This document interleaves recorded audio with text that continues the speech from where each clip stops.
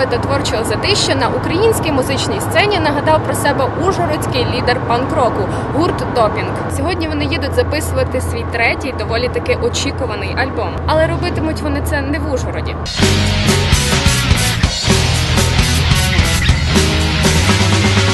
Тут також, я мало збавлю швидкість. Значить, дивіться, така ситуація. Є в іншому місті України дуже люди, які класно саме в цьому стилі працюють. Мають досвід запису панк-року і зведення, і нам дуже подобається їхнє звучання, тому це був пріоритет поїхати саме туди. А в Ужгороді, є класні теж студії, але нам трошки ближче по звучанню буде то, куди ми їдемо зараз. А де Білий? Чому його немає? Він спився. Пиво лється рікою, пити пиво водою. Ні, насправді, можна я розкажу про Володю? Насправді, Володя зараз проходить курс лікування в реабілітаційному центрі. Він лікується від алкогольної залежності. На вулиці Гагаріна, там направо наркодиспансер. Ми недавно з Андрієм, чесно кажучи, пройшли курс лікування. Де це ми були, Андрій? В Бельгії. В Бельгії від наркозалежності. Тому у групи «Допінг» був такий, я не знаю, як це правильно назвати, застій тривалий. Якби був білий, ми б на 80% білого вже записали одночасно, за один заход. То і по грошам ліпше, і часу менше. Нічого, запишемо віддільно. Діло в тому, що ми дуже багато шукали різних варіантів, де би можна було записатися. І останній, на якому ми зупинилися, це був Олег Бітлз. Чи може Олег не треба було казати? Давайте, а ти ж потім наріжеш, правда? Я тоді скажу так. Останній, де ми зупинилися, це можна було записатися у Бітлса. Але так як Бітлз не брав трубку, ми їдемо в друге місце. Саме цікаве, що ми зараз їдемо писати панк-рок, і вона така буде по панк-року, андерграундна така шашлична, то що нам треба. Мощним веганним соусом. Саме цікаво, що дешево і сердито.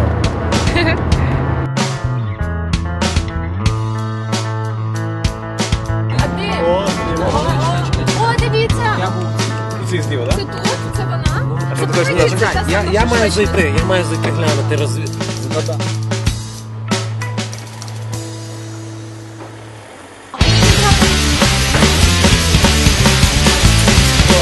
І я вам скажу, тут атмосфера, коли там ми сидимо, зайшли чужі люди і сказали нам смачного. В якомусь мажорному закладі ви цього не побачите ніколи.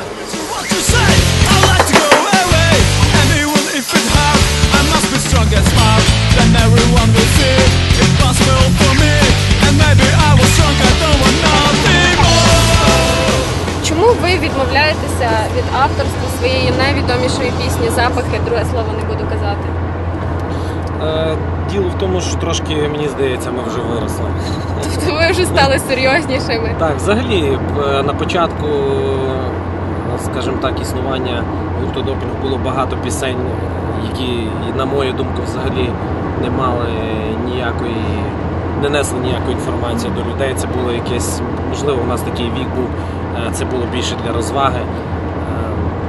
А зараз все змінилося. Зараз, якщо люди почитають текста гурту «Допінг», там можна знайти дуже цікаві речі, на нашу думку. Вам зараз соромно за це? Нам соромно за ті... Якщо в присутності включити зараз тих людей, які не чули гурт «Допінг» з тої сторони, який він був на початку, то, напевно, трошки стане соромно і почервоніємо. Але насправді це історія і воно мало бути. Багато часу нам треба було триматися і не грати ті пісні, щоб люди про них забули. То ви стримувалися, щоб не грати? Важко було? Важко. Все хотілося, І ще питання до Андрія. Що мало надихати людину, щоб писати такі тексти? То взагалі, якби, така юношівська ще пісня, і написали ми її спільно з лідером гурту «Симбіоз» Василем Лавером. Так що так, Вася. Ні, якщо чесно, то ці пісні, ну, у нас не тільки одна запахи була, у нас було там про алкоголь пісня із багатьма нецензурними словами більшої кількості, ніж цензурних. Вона, можливо, навіть і несла в собі якусь інформацію, до речі. Вона була автобіографічна, так? Так, вона була автобіографічна і несла в собі, в принципі, позитивну інформацію. Добре, ви гурт ужгородський, який таке справді буває на рідкість, який не змінював щоразу свій склад. Як ви залишаєте оце благополуччя і добробут у вашій сім'ї? Поділіться секретом. Насправді все починалося так, що коли створився гурт «Допінг», це не було як просто давайте зробимо, в когось прийшла ідея, і хтось придумав зробити групу і набрав музикантів. Насправді ми всі були друзями і просто вийшло так, що ми захотіли грати. І, напевно, наш гурт і тримається на цій, скажімо так, основі чи базі дружби.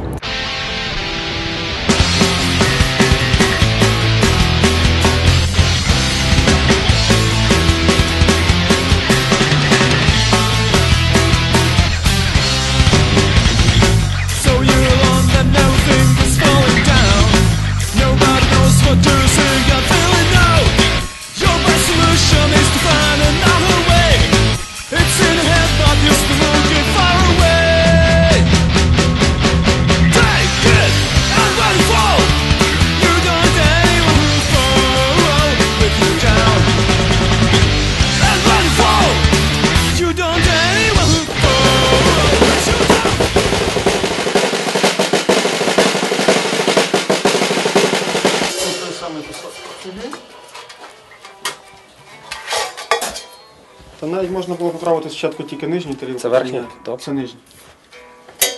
Нижню поміняти, так? Ні, давай Давай ставиш весь, да, там буде. Я просто знаю, ще написала попробуємо, може краще, щоб була креш, більша різниця. малий між ними, типу, інтервал між тарілками. Ага. Дуже схожі вони, Я понял. виходить. Хочу попробувати ще Другий, один да, креш, якийсь? да. Так, послухай.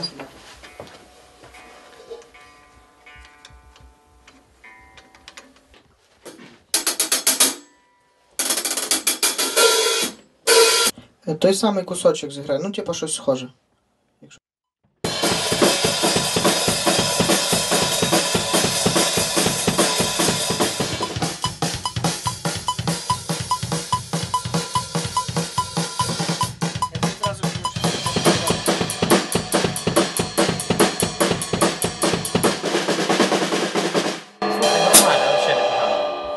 Отак нехай і буде, да, так нехай і буде. Поки дуже взагалі чітко. В Ужгороді, наскільки я знаю, оскільки там є багато друзів-музикантів, то ситуація взагалі ніяка. Відповідно, напевно, пропозицію формує той самий попит. У зв'язку з відсутністю музикантів, як таких якісних, ну, і платоспроможних, відповідно, немає студій, які можуть себе утримувати. І тут ситуація, не сказав би, що кардинально краще. Тут одна-дві студії, які можуть запропонувати якийсь якісний продукт. І все, напевно, впирається в першу чергу в фінанси, тому що молоді рокери чи просто музиканти не мають можливості оплатити запис. І, відповідно, починають писатися будь-де, і студіям просто невигідно існувати. З гуртом «Мері» працювали, останній «Атмосфера», якщо ви знаєте, були недавно. Ну і з Рокошом, з Патрицією, та ще дуже багато всіх. От Віктор Павлік недавно був. Зараз має приїхати ще Василь Попадюк, ми маємо з ним одну річ зробити.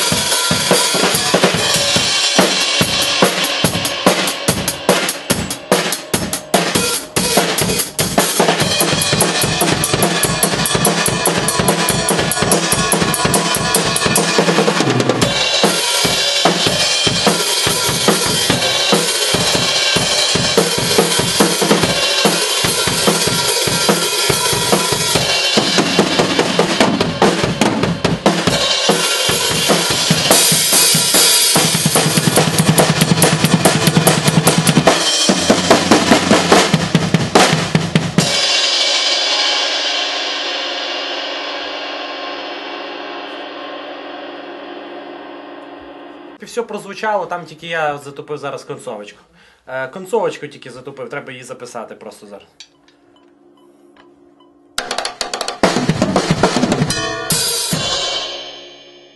Насправді ми з хлопцями дуже давно знайомі, і мені просто так по-дружньому цікаво. Я колись ріс на їхній музиці, захоплювався, тому що у нас різниця в віці, я молодший за них. Вони вже грали на той момент, коли я тільки починав. І мені завжди так було цікаво саме з ними попрацювати. Нарешті ми довго про це говорили заочно, обговорювали, радились. І тут в один прекрасний день Андрій мені позвонив, сказав: чувак, давай, ми готові. Я запропонував все, що можу запропонувати, порадив, куди треба поїхати, от безпосередньо до Мар'яна, мого товариша, який має, власне, цю студію. Напевно, найважче бути спокійним і все добре слухати і не нервуватися. Бо це така досить клопітка робота. Треба завжди сидіти, все слухати, нічого не провтикати, як то кажуть. Бо дуже багато, приходить цілий колектив, ти пишеш, наприклад, барабани, всі сидять, якісь там розмови, треба від того всього абстрагуватися, слухати. І думаю, що важливо допомагати, бо ти вже багато працюєш і є якась там практика. Правильно підказувати людям, бо дехто не знає якихось там досить простих нюансів, і це треба завжди допомагати. Краще попробувати інший варіант для того, щоб не заморочуватися, знаєш, не з контролем того, щоб він Ось так записуються барабани. Андрій в одній кімнаті, Семен в іншій. І тут повна звукоізоляція, тому побачити Семена ми можемо тільки через скло.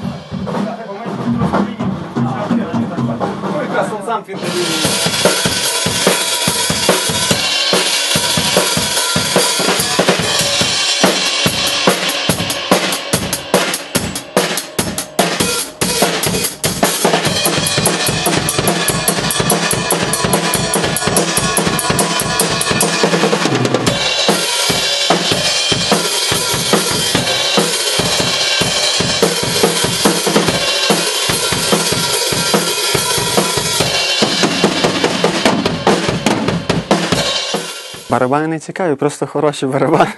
Були на фестивалі «Захід» минулого року. Вони грали багато дуже відомих колективів, а самі вони приїхали з Чикаго сюди. Треба спочатку записати всі інструменти, сісти з хлопцями детально обговорити, що вони хочуть отримати на виході, послухати, що у них вийшло записати, і тоді вже, думаю, ми зведемо. Я, наскільки знаю, то попередньо говоривши з Андрієм, він хотів звучання більш наближене до класики, панк-року, там щось на зразок Оспрінга. Побачимо, що з цього вийде.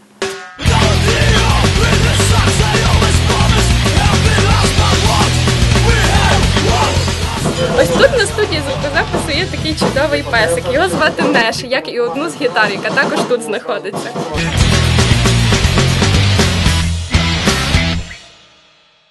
Яким буде по звучанню ваш третій альбом? Таким.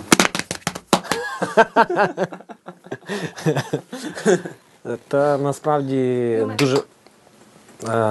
дуже багато ідей в нас на рахунок звучання, будемо пробувати різні варіанти, і в цьому нам допоможе, я думаю, Ілля дуже-дуже добре. Наскільки я знаю, у них не виходить часто збиратися, часто грати, але Семен сьогодні був дуже гарно підготовлений, без жодних проблем. Ми дуже прискіпливо все пройшли весь етап накопичення барабанів, і все було чудово. Спеціальність моя пряма зараз, я звукорежисер, але працювати з колективами живими – це більше як хобі.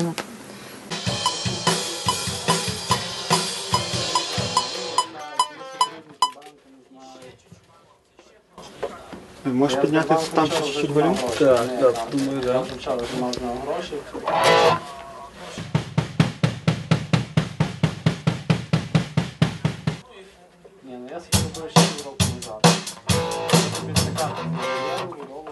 Нормально, так?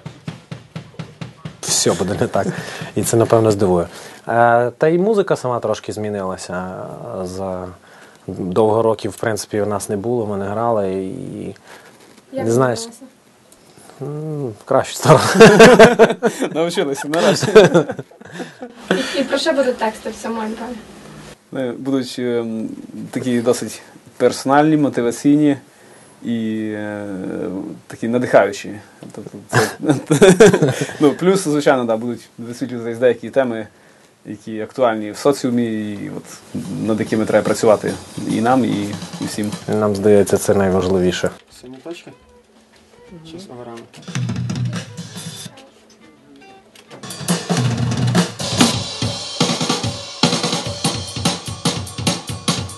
Я навіть не знаю, чи варто слухати ще.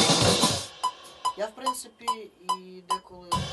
У нас було більше пісень, приблизно там 14, але ми вибрали 9, які дуже тематично підходять і доповнюють одна одну, а інші десь, може, на якийсь інший реліз ми використаємо. Тому, да, зараз те, що ми бачимо, оптимально. Коли в нас почнуться проблеми.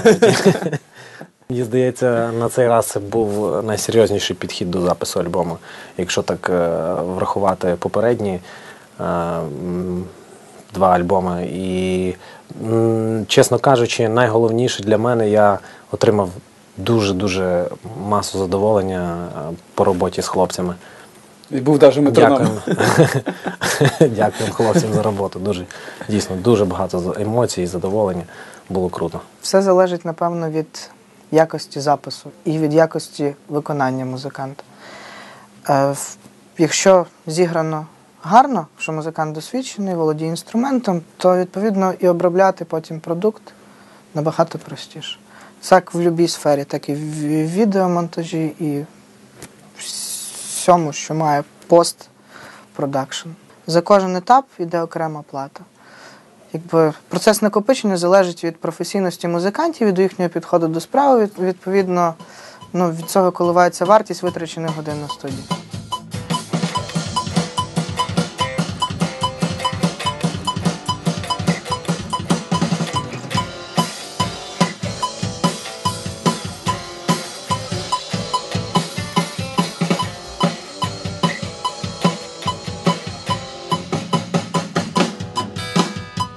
Я зі Львова, я просто граю в гурті Закарпаття. Граю в гурті Рокаш з Мукачева і у Львівському Патриція. То ми з хлопцями тут разом маємо студію і працюємо. Коли вчився на економічному в університеті Франка, ми вже тоді мали групу ще зі школи, і якось мене це дуже зацікавило і почав тим помаленьку займатися. Потім хотіли зробити, тут було 2 гаражі насправді, де зараз студія репетиційна для своєї групи, а помаленьку так воно все перейшло в студію.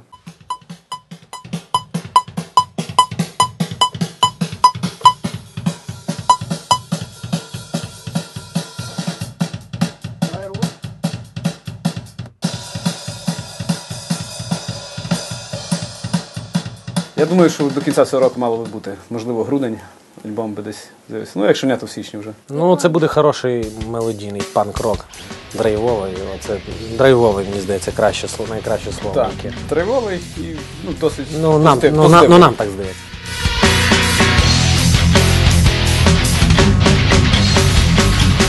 Те, що ви щойно побачили, насправді 1/10 частина того, що насправді являє собою запис альбому. Інша ж частина роботи чекає хлопців зовсім скоро.